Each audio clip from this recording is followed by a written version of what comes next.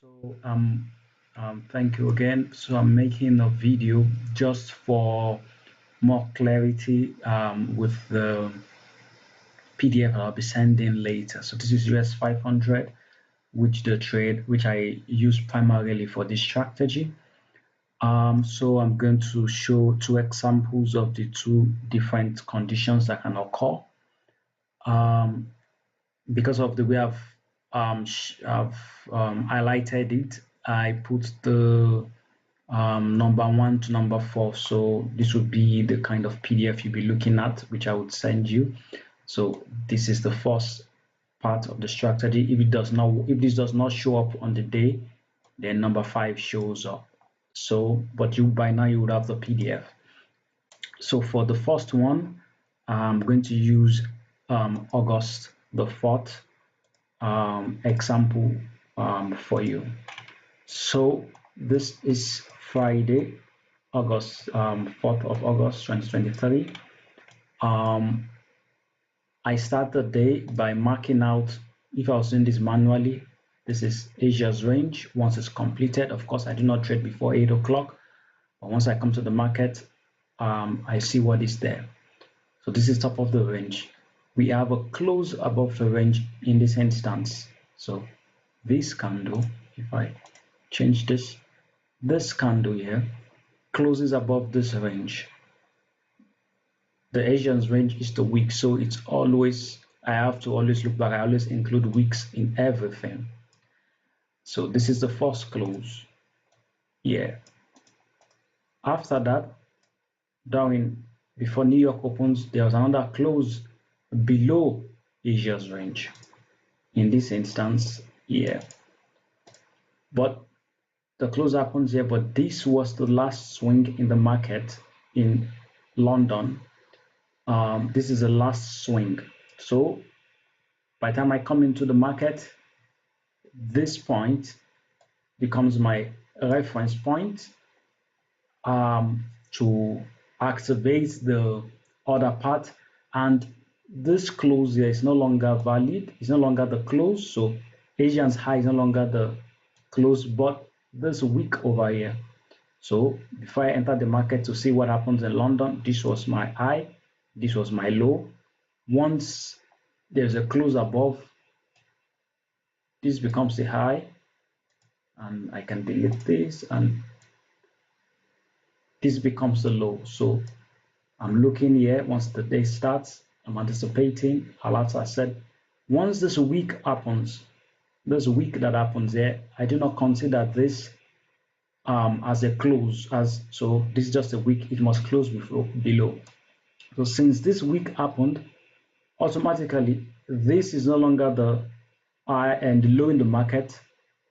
This is the low in the market now, because this is the lowest low.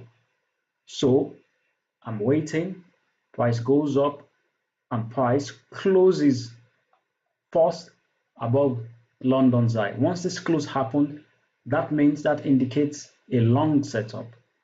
I have to buy this now, because why? London has closed above and below Asia's high.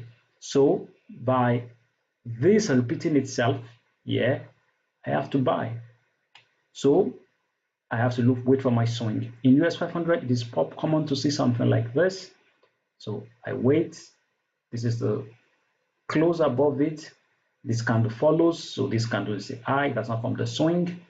What I mean is, let me change this back. So this is the close above. It has not formed a swing. I was waiting here for the 5-minute time frame. It did not change. Okay, this went a little bit high. It's not the swing. Went high again. This is not the swing. Oh, finally. So this was the high, and this is okay. So this was the high. I think this was the. Oh, you see that? They are both highs. So these two are both high candles, and finally, this is like the kind of the So I have something like this ending here. So this is like the first leg of the swing, this is the high of the swing, and this is the candle that completes kind of like the swing, right? So all of a sudden I want the next swing that forms outside this swing. So I'm not going to include this as part of my swing because this was the swing that broke the high. This candle broke it high. I was waiting for a swing. This candle's high was taken by this one, so this becomes the next. I'm waiting because the swing has not formed. I hope you're getting me. So this is independent now. So I do not consider this. I'm waiting for an entry. This is the swing. This is one candle. Oh, this forms a low, and this comes above it. All right. Then finally, I have my third swing. I have my entry swing. It's a long. I have this ready. I push this to the low, and I buy it, and I'm targeting a 1-to-1 in this instance. Even though price goes above. So this is a 10.9 or approximately 11 point, but it is okay. It is less than 20 points. So at this point, I get out of the market even though the market goes up. So this is a first example of from number 1 to 4. This is the classic one that occurs. However, this is not the most popular. The second one is the most popular, and so I will go back to, I'll delete all this, or I need to save this screenshot. Or not, so that because I want to put it in the PDF later as a pictorial stuff for you to use. So now I delete this, and then I go to August the 2nd because I have it for my data already. So we start again at New York open. I come to the chart. Oh, this was my Asia's high before London starts. This was the low of Asia. London breaks through it here and closes below it. All right, but then before New York, we kept going and formed this low in New York. So before New York, so this is my lowest low in the market. Once time starts, I do nothing. But since London only took out one side, it didn't take out the high. Now I'm waiting for 2 breaks. It's tried here, but it finished as a wick at the end of the candle close. Automatically, this is no longer my low in the market. This is now the low in the market. I'm looking for a close below this. So that's why I said it must always be the swing that breaks, must always be the highest swing. This is a short example, of course, but just to show example 2, I made a mistake. I should have chosen a long example, but it's the same. Just, of course, we just flip it. So it breaks below. I'm waiting for a swing to form. A swing forms here. So this is the low. And so because the swing forms here, this is now the low that is relevant to me.